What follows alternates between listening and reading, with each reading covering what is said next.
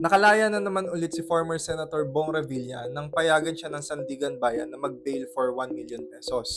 Pero bakit ba kasi may piyansa pa? Well, dati kasi nung wala pang piyansa, napakadali lang para sa gobyerno na abusuhin yung kapangyarihan nila at ikulong yung kahit sino mang ayaw nila. Kaya, ginawa ang bail para maprotektahan tayong mga mamamayan sa pang-aabusong ito. Kasi tandaan natin, hindi naman lahat ng nakukulong guilty. Kaya nga may tinatawag tayo na innocent until proven guilty. So dahil minsan inaabot ng buwan o kahit taon ang mga kaso, pinapayagan mag-bail ang mga tao. Mula dito, ang bail ay may dalawang pangunahing purpose. Una, para makalaya muna yung akusado habang dinidinig pa yung kaso.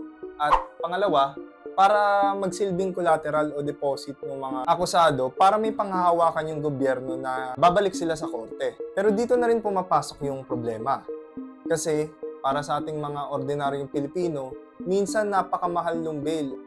Para sa mga mayayaman, ano ba yung 100,000 or yung 1 milyon? Hindi ba parang barya lang sa kanila yon? Kaya ang tunay na issue ay hindi kung dapat bang tanggalin ang bail. Kung hindi, pantay ba ito para sa lahat ng mga mamamayan? Lalo na hindi naman lahat talaga ng kaso pwede mong piyansahan. May mga non-bailable offenses, lalo na dun sa mga may mabibigat na ebidensya o di kaya mabibigat yung krimen. Kaya kayo, may naiisip ba kayong paraan paano mas gagawin tong patas?